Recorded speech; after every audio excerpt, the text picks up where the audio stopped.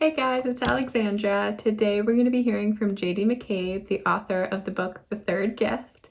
His story is about surviving an abusive and manipulative relationship. He was in almost 20 years of a happy marriage with his wife until all of a sudden she started accusing him of cheating on her and doing drugs and a number of other things. And he came to find that not only was she doing all of those things, but she was also poisoning him with arsenic and doing a number of other abusive things. So it's a journey that has a lot of twists and turns. I hope that you will stay tuned to hear a little bit more about him. I will leave the link to his book and his information below, and you can also subscribe for more videos. All right, thanks so much.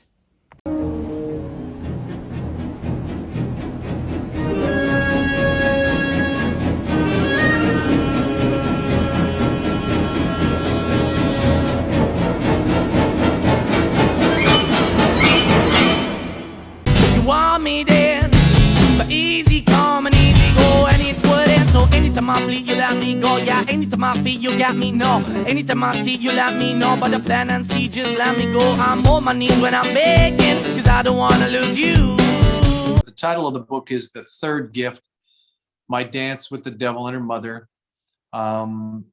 It was released. It was re-released 6 weeks ago. So I switched publishers. But in a nutshell, we had a reasonably happy marriage for about 17 years. And I know that is why I know that because I lived it. But when it started to fall apart, I think my daughter said it best. She was a teenager, but she said, "Dad, you and Mom used to be like teenagers in love. What happened?"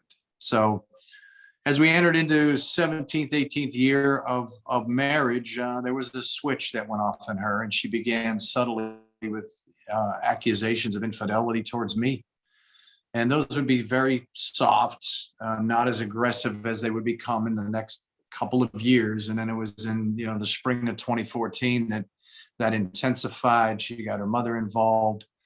So if folks are gracious enough to purchase the book, they will read about just only one chapter on the first 17 years, but essentially in the spring of 2014, I was hollowed out. I isolated myself, put myself on an island. I come from a large extended family, but I let nobody know what was going on. Didn't confide in a friend, didn't confide in any family, and was gaslit to the point where I started thinking, well, you know what, maybe this is your fault. So she would grasp onto the concept of there was never trust in the marriage because of me, and she would hammer me again with accusations of infidelity that would spiral into "you're doing drugs." And so in the spring of 2014, I had started working out under the inspiration and advisement of my son, working out 3 times a week, nothing too intense, just lifting weights, maybe an hour each time. And the weight started to melt off. I used to go about 240, 245. And so it was 30 pounds, 35, 40, 45. And then I got concerned and went to see a physician. And, they had discovered that some white blood cell counts were off, several things were off.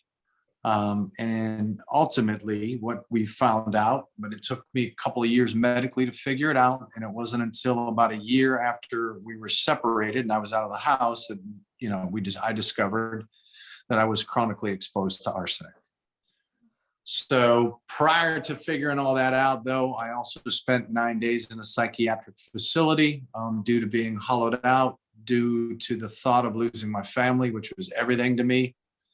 And I was involuntarily committed by our family practitioner at the time in less than 2 minutes with his back turned to me. So there's more that transpired 2 or 3 days before that. I had been diagnosed or misdiagnosed, if you will, with bipolar. And I would later come to find out that, once we moved forward with the alimony trial and subpoenas, that she actually set me up behind my back. So she was writing letters to my psychiatrist. She was writing letters to our family practitioner. And he's the one that ultimately involuntarily committed me. So I spent 9 days across 2 separate facilities. And then when I came out of the psychiatric lockup, whether it was right or wrong, I stayed in the marriage for another 7 months. It was pretty tumultuous. It was pretty abusive, but there was also times when there would be a show of affection, intimacy. I mean, they pull you back in so they can slap you again. But I was left the house, was manipulated out of the house in the spring of 2015. And we moved towards mediation. Because we were separated, but we moved towards mediation. It was at mediation that she revealed through an attorney that was going back and forth between our two rooms that, she accused me of giving her HSV2 or herpes simplex virus 2. So the third gift is that revelation from her. The first two gifts from my kids. That third revelation set me free emotionally, because it was at that point that I thought, okay, everything you've accused me of doing, you've actually been doing. So it was classic projection. And I spent hours and hours and hours looking at 5 years of medical claims, 5 years of pharmacy claims. And not only did I discover, Alexandra, that not only did she have herpes, but she more than likely had every STD out there, based on the prescriptions I saw, based on some OBGYNs that were not her regular OBGYN that she was visiting for certain tests. And I legally had full access to this because I was the primary card holder for our insurance plan. And so I also had access to explanation of benefits. And I'm in the pharma industry. So I've been in the pharma medical field for 30 years now. And I knew what I was looking at. And if I didn't know what a particular code was, I would just, look it up. But it was quite shocking. So by the time I discovered all of that, before we figured out the arsenic piece. So when I found out, or when it was confirmed that I had been chronically exposed to arsenic, it was kind of like, okay, it doesn't surprise me. I'm separated now. And I believe she was putting it in the protein powder that I started to take when I started to exercise, again, under the advisement of my son that said, Dad, you need to start taking some protein too. But she used to harass me about the protein powder. When I still lived in the home, she would pull it down from the cupboard, and she would quite angrily accuse me of putting something in there. And she'd say, you're putting something in your protein powder. I know you are. And of course I wasn't, but she was, I believe. So that is it in a nutshell. We went through, so we discovered the arsenic piece. Prior to discovering the arsenic piece, I successfully had to defend myself at a domestic violence trial. So once I was out of the home, she filed false accusations and false claims of domestic violence against me. She dragged my daughter into court to potentially testify against me, which did not happen. I had been alienated from my daughter for close to 2 years, about 9 months to a year when I still lived in the home.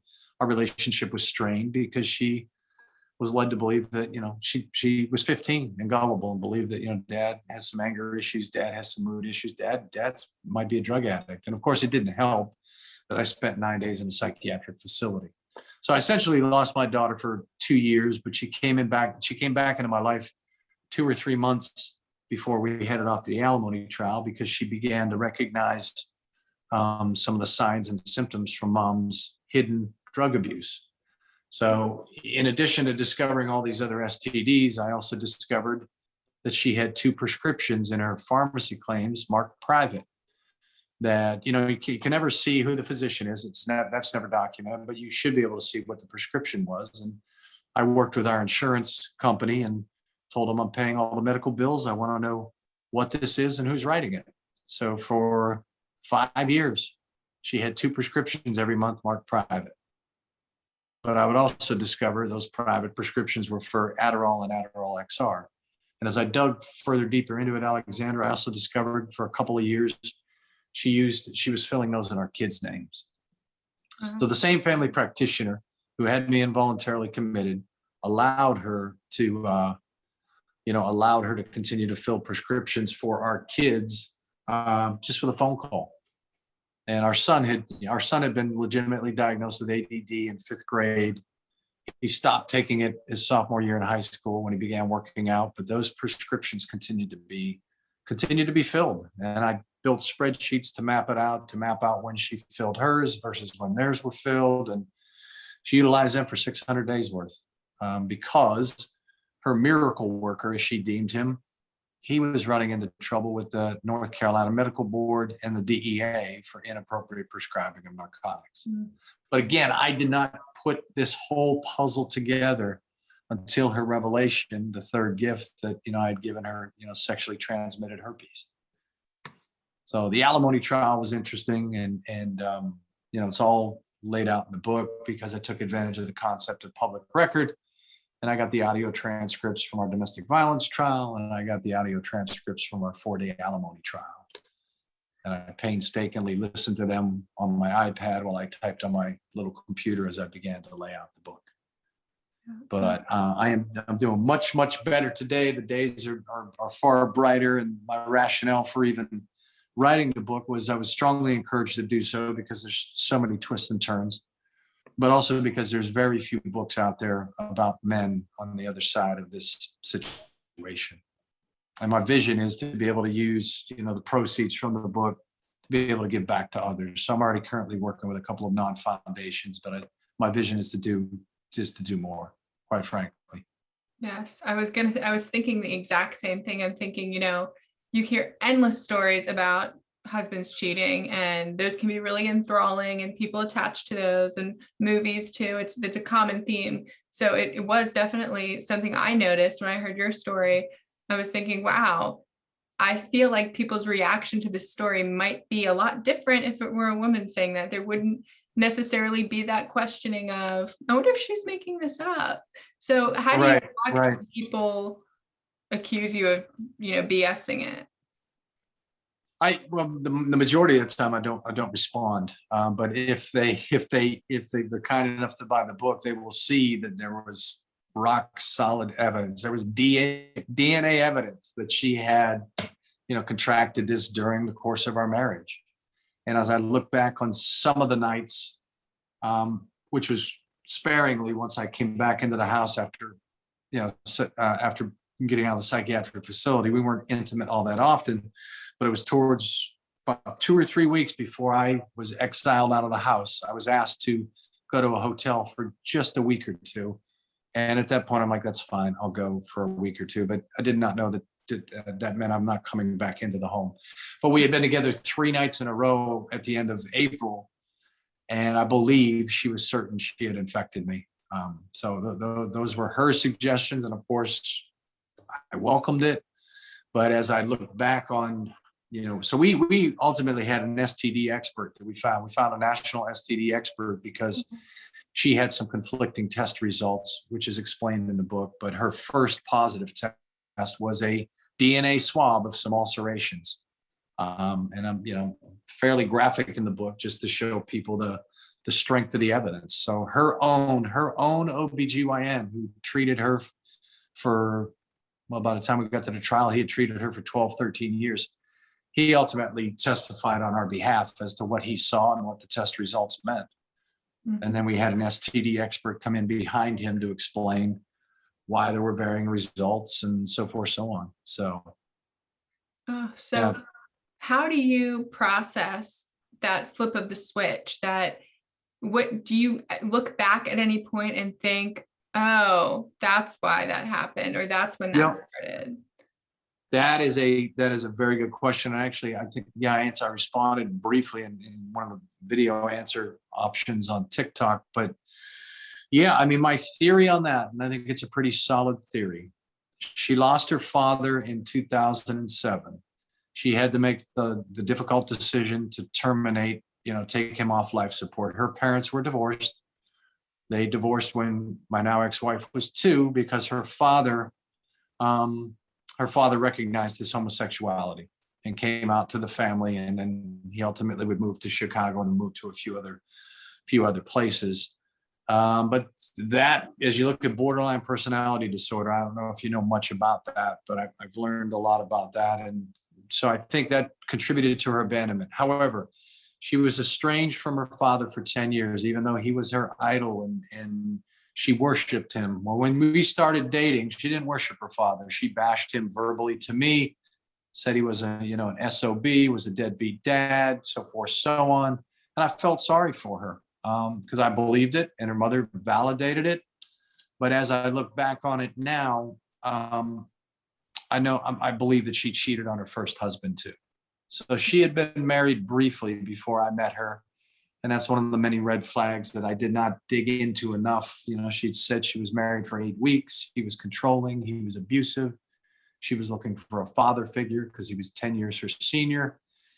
Well, that is why I believe she was estranged from her father, because her father, and this is how crazy the story is, her father took in her ex-husband.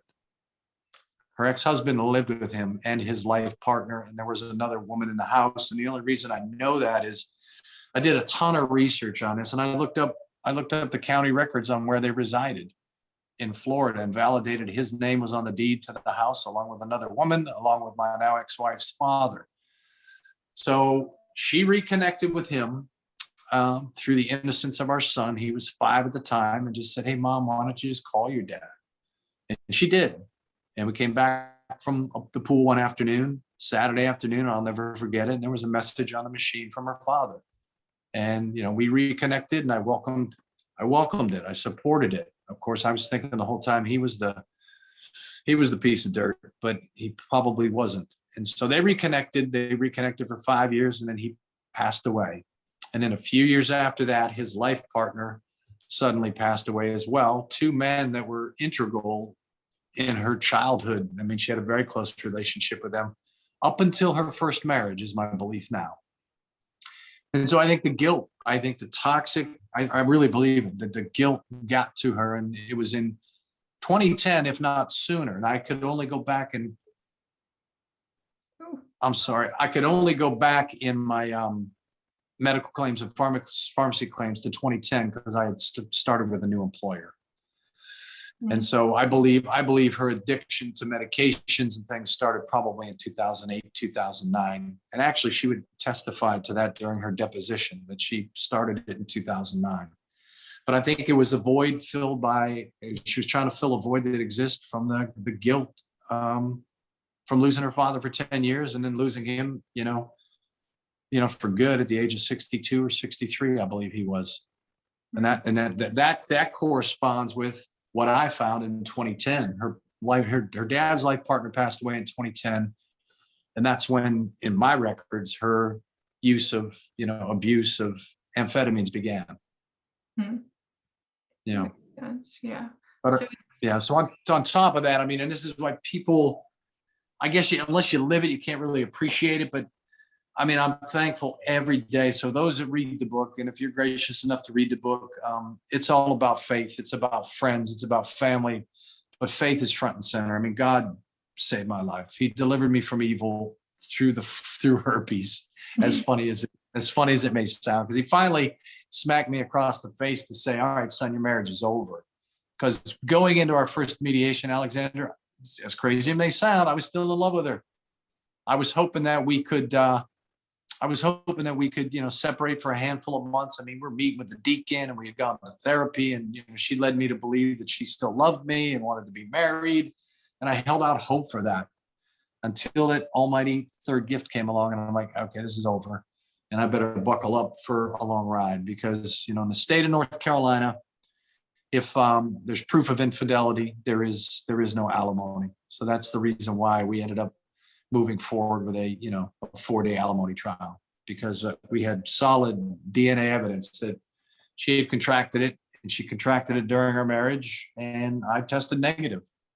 So when you go back through all of that documentation, I know that now you're able to talk about it and be very black and white about it. And, you've accumulated sort of more of an evidence-based approach to, here's everything that happened. But as you had to actually process that, I'm sure there's a lot of emotions that come along with that too. So what was it like to really dig in and find out how deep the situation was? It was the morning after we had our mediation that I was heading to Pennsylvania, so we were living in North Carolina at the time, and I'm from the Pittsburgh area. So it's a nice 9 to 10 hour ride, but my son was away at college. My daughter really wasn't in my life. And I had been, living out of the house for a couple of months already, out of a hotel in my car. And I mean, I was stunned the first time I opened her pharmacy claims and saw 2 prescriptions marked private. I'm like, what is this? I mean, I barely scratched the surface on my drive up. I would pull over, and as I was thinking, I'd get out the iPad and start looking at things. But I mean, obviously my first reaction was, holy shit, what is this? What is this? Not only did you have the shock of it wasn't even anger. There was no, believe it or not, and maybe I haven't processed it yet, but there was no anger about the infidelity. I didn't care. I'm like, whatever, she cheated on me. But the anger or the hurt or the thing that was most difficult to wrap your head around was the betrayal, the disappointment, and the biggest one was the hypocrisy. You and your mother had been, not you, but her, had been beating me down. You beat me into the ground for 6 years about drug addiction and about infidelity and cheating. And who was the one actually doing it? So the hypocrisy was the hardest one to get through. And it's, I'm better now, but it's still a work in progress. But as things progressed, I think the next biggest shock, I was not shocked to find a pattern of STDs. It didn't shock me because I started thinking back on certain things that happened in our marriage and certain signs that I would see, and I'd go, okay, it didn't shock me, but it floored me when I discovered she was using our kids. I didn't discover that for about maybe 6 months, 6 to 7 months after we had separated, because my daughter was going to go see a therapist. Obviously, they needed therapy to process everything that they were being told. And I wanted to look back and see if she had ever been prescribed, a stimulant, because her initial therapist thought that she might have some attention deficit disorder, which she didn't. But I wanted to look back, and as I look back at her records, and I'm like, oh, what is this? What are these prescriptions in my daughter's pharmacy claims marked private? And so, because she was a minor, I filled out the necessary paperwork with the pharmacy, the retail pharmacy, to figure out what it was. So it was another form of amphetamines. It wasn't Adderall and Adderall XR, which my ex-wife was taking, but it was also now Ritalin LA on top of it all. And then I looked at my sons, and I'm like, oh, that didn't surprise me, but I'm like, okay, she was using him too. And that's when I started building the spreadsheet, looking at her private prescription claims, fills, I should say, and theirs. But she had gaps of 20 months that she filled in my kids' names, 600 days worth. So that just shocked me, because I'm like, wow. And my private investigator and others had suggested that, that's we see that a lot with moms that use their children to get access to amphetamines. And so, that shocked me. So by the time I figured all of this stuff out. So as you can imagine, or maybe you can't, and hopefully you never will. When I got to the arsenic piece, I was like, oh, well, okay. She was poisoning me too. My sister-in-law, who's a nurse, said it all along. She's probably been poisoning you. And I dismissed it until we thought we had identified the gentleman that she was running around with. Mm-hmm. And it turns out it wasn't him, but turns out he had a PhD in organic chemistry, and that's when I got concerned. I'm like, okay. Mm-hmm. But it turned out to be the phone number attached to a longtime neighbor in our neighborhood. Oh, that's so much to take in. I feel like you probably got to a point where you feel like no one would understand anything that you're really going through. Have you been able to reach anyone who has some kind of connection to your story, or has been able to make you feel less alone in this? Yeah, and here's the other thing too that kept me grounded throughout all of it. When I was living out of a hotel in my car, and then whatever, the way I kept grounded, again, was my faith. Everybody hears the phrase, count your blessings, but I physically had to, at times, get on my hands and knees and just count my blessings and recognize what I had. My 2 beautiful kids, I had a good job, had my health. My health was getting better once we figured out it was the arsenic stuff, and I hadn't been ingesting it for a year. But I'd hear other people's stories, not necessarily about divorce or infidelity, but I'd hear their life stories and go, you don't have it so bad. You hear about the death of a child, or the death of, a loved one at a young age, or whatever, somebody becoming paralyzed, or, you go, well, you don't have it so bad. So that's how I stayed grounded. But through the various social media platforms, I would say that shockingly, this craziness is far more common than I ever imagined. When I was living in my little bubble for 17 years in a happy marriage, thinking, hey, the world is great. Outside of the news, you didn't hear about this, but of course we didn't we didn't have these social media platforms back then either, but thank God. Uh, Or maybe they could have helped me with my investigation, but I figured it all out. It took hours and hours and hours and figured it out. And there were just, like I said, so many different twists and turns and shocks and disappointments that people are like, man, you absolutely have to write a book. yes. So I did. Well, I did. that takes not only time, but you have to be in the mental state to be able to accumulate all of that into one thing, one story. It's a crazy story to follow. And I just wonder how, after going through all of that, you're able to have normal relationships after that. Yeah, that's the question that comes up, in a lot of the different venues that I've been on and a lot of different platforms is, I wasn't looking for a relationship for 3 years. I was busy with a full-time job. I was writing the book and I was happy on my own. I was healing and getting my identity back, because I had my identity, I lost my identity as a father. I lost my identity as a husband. Certainly that's gone. But as a man, a father, and a husband, I lost that. I mean, I surrendered that. That was taken from me by my ex-wife and my ex-mother-in-law. So I was working on getting that back. But then I was introduced to a wonderful lady through a longtime friend, and we've been dating for I would say off and on. We've been dating for 2 years. It's been off and on because I've been the one doing the stops and the starts. You get a little bit of cold feet, and you start seeing maybe what you think is a red flag, and you go, Right. yeah, I don't know. And so that's been on me. But I relocated from North Carolina down to the South Carolina area, and so we're doing a long distance relationship. But she's been supportive of that, and she recognized that I needed to get out of the area just because there were just too many memories. So but yeah, so I have ventured back into the relationship waters, and it's been very good. It's wonderful. It's been wonderful. It's been wonderful too to see the other side of it, where you can actually have an adult conversation. And so, as I look back, I reflect back on what I was only married once, right? I didn't have a long track record of relationships in my life, or serious relationships. I didn't get married real young. I got married at 28, but yeah, I mean, I appreciate her now, and I appreciate what a healthy relationship should look like. And that is even discounting the last 6 years of my marriage, even looking at the first 17. And you look back on it now, and with borderline personality disorder, which there's no effective treatment for it. They're very destructive. And again, it comes from really a sense of abandonment in your childhood. And she certainly experienced that. But yeah, you don't grow beyond your teenage years. And I think back on the lack of conversation, a lack of meaningful conversation that we had in our marriage. And I was like, yeah, she was stunted. She couldn't really carry on a meaningful conversation. So I have that, with my girlfriend now. It's just so refreshing. So, I mean, it's not all serious, but she's fun to be with, but it's just great to have an adult conversation. So.